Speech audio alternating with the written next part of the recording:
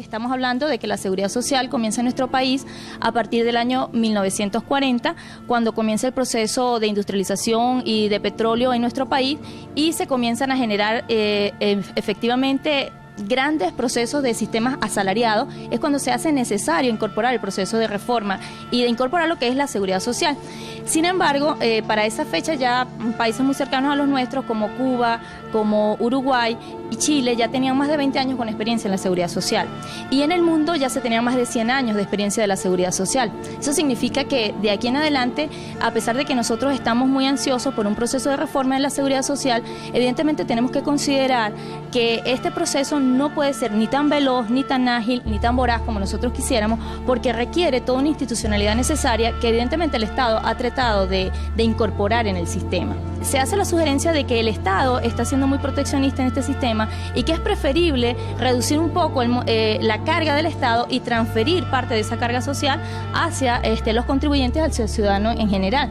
Y se comienza un proceso de reforma donde se intenta incorporar, digámoslo así, un proceso de privatización en el sistema de seguridad social. Posteriormente, con la reforma de la Constitución Nacional en 1999, se crea una plataforma, un piso, que hace que se derogue esta ley orgánica del sistema de seguridad social integral que estaba previsto en la ley en 1997, y se tiende un poco a dar cumplimiento a los principios rectores de la Constitución Nacional. En definitiva, nunca hemos dejado de estar en la estatización, porque esas leyes que se pretendieron incorporar en el periodo de 1997 hasta el 99 nunca llegaron a consolidarse y a aplicarse efectivamente. Sin embargo, existen algunas experiencias en otros países que han dicho, por ejemplo, que la administración de los fondos de pensiones de parte del sistema privado no es lo más conveniente para el país, porque tiende a ser excluyente finalmente con algunas personas que no pueden incorporarse y que no pueden, no tienen regímenes de capitalización intergeneracional, es decir, fondos que tiendan a cubrir lo que otros trabajadores no pueden contribuir en un momento dado. Y es lo que en todo caso en nuestro país en este momento está pasando, tratar del Estado cumplir con uno de sus fines fundamentales, que es el estado de bienestar, y crear justamente la satisfacción del cumplimiento de esa necesidad inmersa e inminente que tiene el ciudadano venezolano.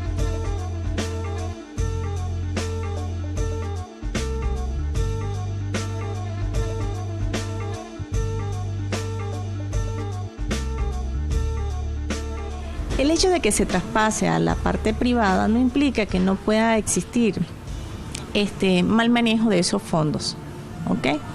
Y entendemos de que a nivel constitucional el que garantiza es el Estado, el sistema integral. Si nosotros nos vamos a que el Estado se pueda ver como inviable manejar esos fondos por corrupción, ¿ok? Entonces, ¿quién garantizaría de que en el sector privado no se pueda dar lo mismo? Y es más, aquí el que responde no es el sector privado a nivel constitucional, sino el Estado venezolano. Es indiscutible que la Constitución no prevé actualmente que haya administración del sector privado. Es cuestionar cuán eficiente, cuán efectivo, cuán justo puede ser esa previsión constitucional.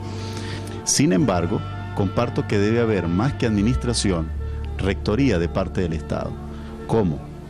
El Estado puede administrar directamente, como lo hace con los contratos de interés público, pero puede servirse del sector privado como intermediario para que algunos contratos, que también lo son de interés público por ser de seguridad social, estén en manos del sector privado. Realmente el ciudadano, con las previsiones constitucionales actuales, pero la imposibilidad material del Estado para darle respuesta a una necesidad social, el ciudadano no tiene acceso.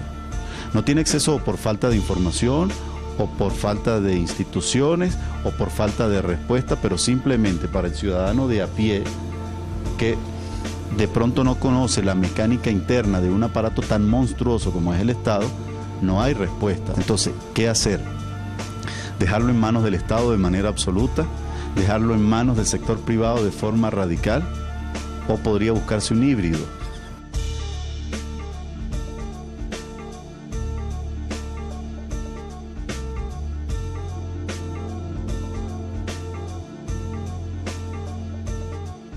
Entonces pienso que el Estado ha orientado mucho la seguridad social hacia desarrollar leyes más severas, como es la LOCSIMA. Por ejemplo, el empresario privado ve la LOCSIMA como una ley muy punitiva y que también la universidad, por ejemplo, en este caso, se ve asusada por la LOCSIMA. ¿Por qué? Porque nosotros no estamos inscritos en el Seguro Social. Sin embargo, nosotros tenemos un motivo legal por el cual no estábamos afiliados, pues. La ley del Seguro Social establecía de que aquellas instituciones, aquellas empresas que tenían su régimen de salud, como el caso de nosotros, que teníamos Camiula y teníamos un hospital, nosotros contribuíamos al Camiula, no al Seguro Social. Entonces nuestros aportes no iban direccionados al Instituto Venezolano, sino que iban direccionados al Camiula. Bueno, el objetivo del fondo cambiará y ya no será el fondo de jubilaciones y pensiones obligatorio, porque lo único obligatorio será el Seguro Social. Entonces habrá una sola cotización, porque yo no puedo tener una doble obligación de una cotización para un mismo objeto o fin, que es la seguridad social. Por eso es uno solo. Entonces no puedo cotizar dos veces al fondo y al Seguro Social. Allí yo propondría que nos ubiquemos desde el punto de vista administrativo. ¿Qué es la universidad? ¿Qué es PDVSA o qué es cualquier otro instituto? Es el Estado representado a un organismo al que puedo o no darle autonomía, o puede llamarse empresa con fines de lucro, pero a fin de cuentas sigue siendo el Estado venezolano, porque la Universidad de los Andes, en tanto universidad pública, es parte del Estado, representa al Estado y de hecho tiene presupuesto que recibe del Estado, y ese dinero que pague la universidad por cotizaciones atrasadas va a salir del Tesoro Nacional. En el caso concreto de la Universidad de los Andes, habría que analizar cuál es el sistema más beneficioso. Ahí entonces el Estado tendría que hacer o un híbrido o simplemente unificar criterios y sacar solo lo que beneficie más a los ciudadanos. Porque hablar de doble tributación, en el caso de los ciudadanos, de los trabajadores que quisieran hacerlo, no habría problema, porque a fin de cuentas es su dinero, es su patrimonio y ellos pueden escoger hacer una doble tributación. Pero en el caso del Estado, que se ramifica entre Seguro Social y Universidad de los Andes, estaríamos hablando de un doble pago, probablemente por los mismos conceptos, que desde el punto de vista administrativo está radicalmente prohibido.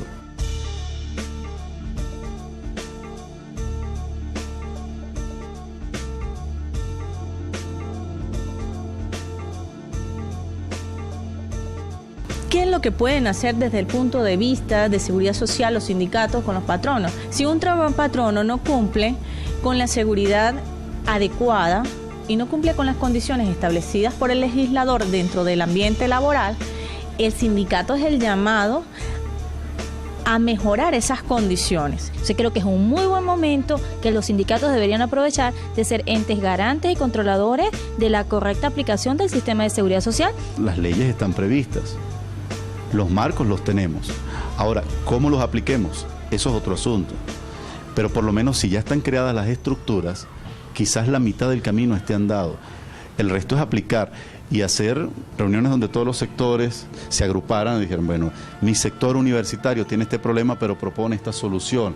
Y luego con soluciones multidisciplinarias y colectivas, tomar una solución para evitar sistemas paralelos, para evitar pagos paralelos, pagos simultáneos y en definitiva, desastre gerencial colectivo, que no afecta al sector laboral, afecta a toda la economía nacional.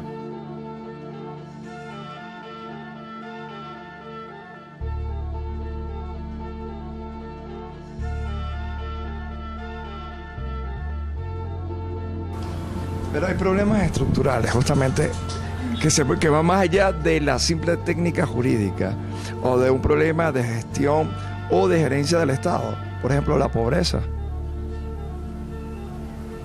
La incapacidad del Estado para responder al ciudadano, inviabilidad económica, aún teniendo el dinero no puede responder, o la capacidad económica, o también es falta de voluntad política. La voluntad política existe, lo que no existe es la continuidad de los planes del Estado, es decir, la alternabilidad de los sistemas políticos o de los gobiernos de turno no le dan continuidad a los planes que se han propuesto cada uno de esos gobiernos. Pensar en el Estado venezolano no como un ente tributario como tal y un ente recaudador 100%, sino como un ente administrador de la riqueza de la nación. Y dar cumplimiento a aquel principio constitucional de que todos estamos obligados como ciudadanos venezolanos a coadyuvar con el gasto público mediante el pago de impuestos, tasas y contribuciones, entendiendo la seguridad social como una contribución.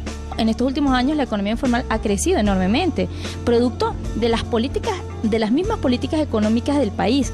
Eso, por supuesto, ha traído como consecuencia que el Estado haya pensado en crear tributos especiales hacia el sector de la economía informal, como el monotributo, que nunca se llegó a materializar, y el incorporar a la economía informal al sistema de seguridad social, eso implica también una contribución de este sector, que a mi modo de ver es lo más correcto desde el punto de vista de la distribución de la riqueza, ¿no? Y del aporte que todos estamos obligados a dar hacia el Estado venezolano. Y la incorporación del sector informal hacia la seguridad social, de entrada genera un problema grande para el Estado, porque tiene que darle, sufragar las pensiones de los que ya están a punto de hacerse acreedores de ellas, es decir, los incapacitados por alguna enfermedad, por ejemplo, o los que están en la edad de adquirir las pensiones. Para el Estado venezolano resulta una carga, pero incorporar a los que están empezando en la actividad informal a futuro va a solucionar quizás un problema que inicialmente tenemos, pero que a la larga va a ser satisfactorio para el Estado venezolano.